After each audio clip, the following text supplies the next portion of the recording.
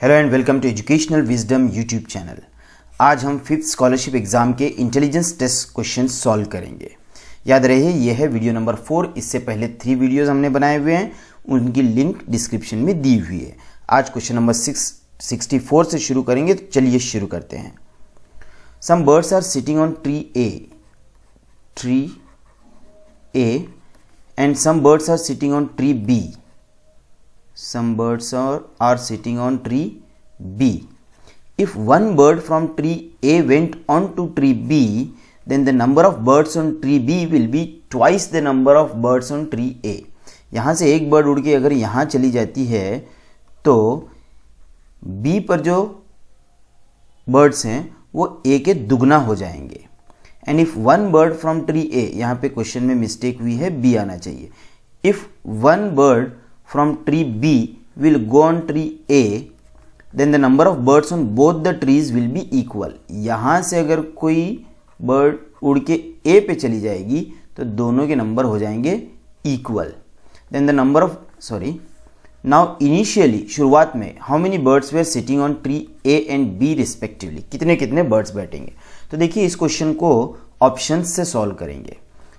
देखिए option number 1 3 and 5 दिया हुआ है, ये समझ लीजिए ए है और ये बी है।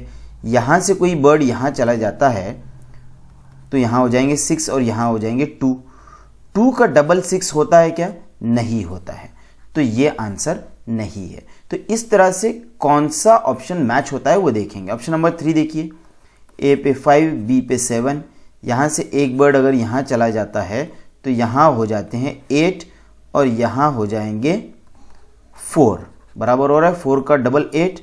और अगर जो सेकंड कंडीशन दी हुई, एक बर्ड यहाँ उड़ के चला जाता है तो यहाँ हो जाएंगे 6 और यहाँ हो जाएंगे 6, दोनों इक्वल। तो एग्जैक्टली मैच हो रहा है। Option number 3 is the answer. Question 65, in the following questions first pair has some relationship between first two terms, the same relation holds true for the second pair.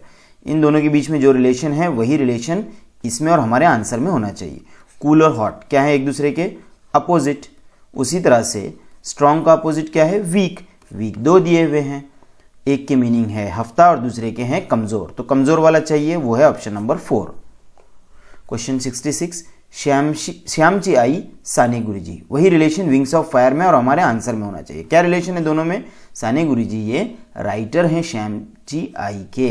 Wings of fire के writer कौन है? वो है doctor APJ Abdul Kalam. Question 67, 37 और 40 में क्या relation है? वही 25 और हमारे आंसर में होना चाहिए। तो देखिए यहाँ पे थोड़ा सा कैलकुलेशन करने पड़ेंगे। 37 3 + 7 करते हैं तो आ जाता है 10।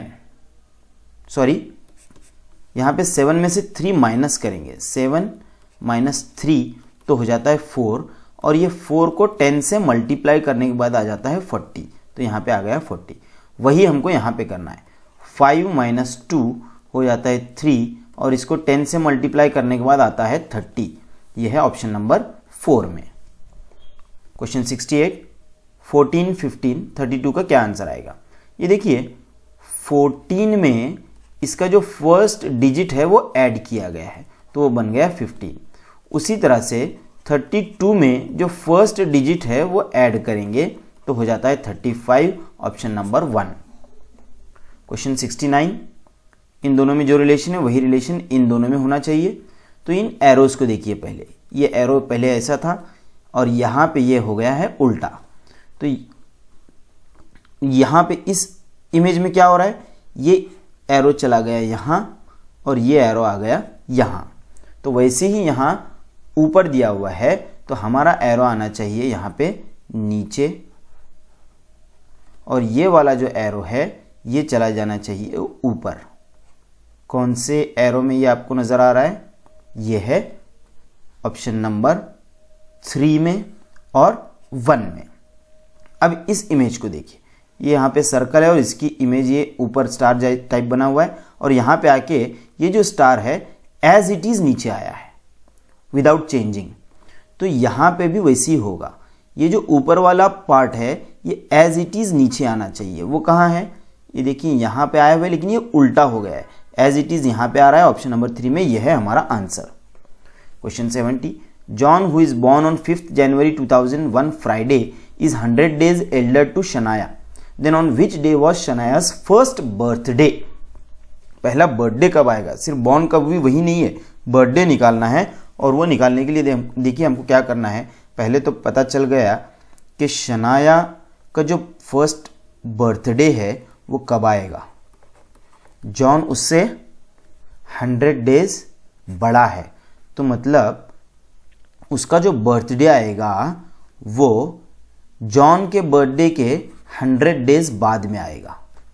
जॉन का फर्स्ट बर्थडे कब आएगा, 5th January 2002 को। 5th January 2002 कब आएगा, जनवरी 2001 से 2 में कोई लीप ईयर नहीं आ रहा है, 2 में जो आएगा वो फेब में आएगा मंथ, तो यहाँ पे जनवरी तक ही बात चल रही है, तो लीप ईयर नहीं आया है, तो सेम डे 5th January 2001 के बाद जब 2 में आएगा तो 1 डे आगे बढ़ेगा, दैट इज ऑन सैटरडे। तो जॉन का जो फर्स्ट बर्थडे होगा यानी नेक्स्ट बर्थडे होगा वो सैटरडे को आएगा, इसके 100 days के बाद शनाया का फर्स्ट बर्थडे आएगा। तो 100 days कैसे करेंगे हम, तो 100 days इनका डे निकालना है हमको। 5th January 2002 को सैटरडे था, तो 100 days बाद क्या आएगा, तो सिंपल है 100 को 7 से डिवाइड करेंगे यानी वीक्स निकालेंगे हम कितने होंगे। तो जब वो हम निकालते हैं तो 14 वीक्स पूरे होते हैं और 2 days ऊपर आ जाते हैं, तो वीक सेम हो जाने के बाद सैटरडे आएगा 14 वीक्स। अब उसके बाद 2 days आगे आएंगे तो कौन सा डे आएगा, मंडे। तो यह है ऑप्शन नंबर 4। इसमें यह पता होना चाहिए आपको कि अगर लीप डे नहीं है तो सेम डेट नेक्स्ट ईयर एक दिन आगे बढ़ के आएगी, और अगर लीप डे है तो 2 दिन आगे बढ़ के आएगी। Okay, option number 4। Question 71, select the number two replace the question mark in the given grid. ये ग्रिड का क्वेश्चन है, लेकिन ये लोग ऐसे क्यों करते हैं पता नहीं। ग्रिड में क्या होना चाहिए, या तो ऐसे कोई रिलेशन आना चाहिए या तो ऐसे आना चाहिए, यहाँ पे ऐसा है ही नहीं। ये जितने भी नंबर्स दिए हुए हैं इनको इंक्रीजिंग ऑर्डर में लगाना पड़ेगा, 7, 12, फिर 18, उसके बाद 25, उसके बाद 33, फिर उसके बाद कोई एक नंबर आएगा और फिर आएगा 52, उसके बाद 63 और लास्ट में बच जाता है 75। तो यहाँ पे कौन सा नंबर आएगा, तो देखिए 7 और 12 में क्या डिफरेंस है, 5 का एडिशन किया गया है। 12 और 18 में 6 ऐड किए गए और यहाँ पे 7, यहाँ पे 8, आप कैलकुलेशन कर सकते हैं। तो अगला जो आएगा वो एडिशन 9 वाला आएगा। तो 33 में 9 ऐड करने के बाद कितना आता है, 42। ये कहाँ दिया हुआ है, ऑप्शन नंबर 2 में। 72, in a certain code language if 25 is 532, 57 is 725 and 34 is 413, then how will you write 14 in the same code language? इनके बीच का रिलेशन हमको पहचानना है क्या है, जो कि कॉमन होना चाहिए, इनके बीच का और इनके बीच का। तो देखिए क्या किया गया है, बहुत ही सिंपल है ये। 25 को, ये 2 को यहां लिया गया है और 5 को लिया गया है यहां, और इन दोनों को माइनस किया गया है। तो देखिए 5 - 2 हो जाता है 3 और उसको लाया गया है बीच में, ऐसा ही यहाँ पे और यहाँ पे किया गया। तो हमको भी 14 का वैसे ही करना है। 14 का क्या करेंगे हम, 4 को यहाँ लेंगे, यहाँ कोई नंबर आएगा, फिर ये आएगा 1 और 4 को में से 1 को माइनस करेंगे तो 3 आ जाता है, 3 आएगा यहाँ। ऑप्शन में कहाँ है, option number 3। Question 73, identify the figure which exactly matches with the question figure from the 4 alternatives given। Same image ढूंढना है, कौन सी, विदाउट चेंज।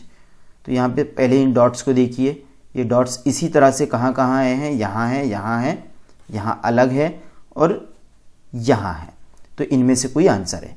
इसके बाद जो हमको देखना है वो देखना है इस चीज को, ये देखिए यहाँ, ये सेम तरीके से आना चाहिए। ये कहाँ कहाँ है, ऑप्शन नंबर 1 में है, ऑप्शन नंबर 2 में है, नहीं ऑप्शन नंबर 1 में नहीं है, ये देखिए एक चेंज हो रहा है यहाँ पे, तो ये नहीं है, 2 में है और 4 में है। अब इस पार्ट को देखिए, ये जो लाइन दी हुई है, ये लाइन यहाँ पे तो है लेकिन ये तो आंसर है ही नहीं, यहाँ पे आई है एग्जैक्ट और यहाँ ये चेंज हो गया है, तो इसलिए option number 2 is the answer. Question 74, same चीज़ करना है, सेम फिगर पहचानना है। पहले यहाँ देखिए, ये किसका किसका सेम है, यहाँ तो अलग है, ये नहीं है, यहाँ भी अलग है, यहाँ और यहाँ सेम है। इसके बाद इस पार्ट को देखिए, ये यहाँ तो ऐसा नहीं है और यहाँ दिया हुआ है, तो option number 4 is the answer. Question 75, in the given Venn diagram numbers indicate the students in the school who like the activities like dance, drama and music. Number of students दिए हुए हैं जो डांस, ड्रामा और music को पसंद करते हैं। How many students like at least 2 activities. At least 2 किसको पसंद है, 2 पसंद है और 3 पसंद है, ये दोनों निकालना पड़ेगा। ये 17 देखिए कितने इमेजेस में, कितने डायग्राम्स में आया हुआ है, सिर्फ सर्कल में आया हुआ है, तो ये नहीं चलेगा। ये 12 किस में आया हुआ है, एक तो सर्कल में और इस रेक्टेंगुलर में है, तो ये 12 हमको काउंट करना है। 14 सिर्फ रेक्टेंगल में है, ये नहीं करेंगे। 26 तीनों में आया है, इसको काउंट करेंगे। 8 देखिए इसमें भी आया है और इसमें भी आया है, तो इसको काउंट करेंगे। 15 सिर्फ ये डायग्राम में, इसको नहीं लेंगे। 13 आया है तीनों में, तो ये चारों को हम करेंगे ऐड, 12, 26, 13 और 8। और इनकी जब हम एडिशन करते हैं तो जो आंसर हमको मिलता है वो है 59। आप पॉज करके एडिशन कर सकते हैं, ये दिया हुआ है ऑप्शन नंबर 1 में। इस तरह से हमने 5th स्कॉलरशिप के सभी क्वेश्चन सॉल्व कर लिए हैं, इंटेलिजेंस टेस्ट के और साथ में इंग्लिश के भी, उसके भी वीडियोस और इंटेलिजेंस टेस्ट के भी सारे वीडियोस इस चैनल पे आपको मिलेंगे। तो इस चैनल को सब्सक्राइब कीजिए अगर आपको इसी तरह के एजुकेशनल वीडियोस देखने हैं। तो अगले वीडियो का इंतज़ार कीजिए, इसी तरह का कोई एजुकेशनल वीडियो आएगा। तब तक के लिए गुड बाय।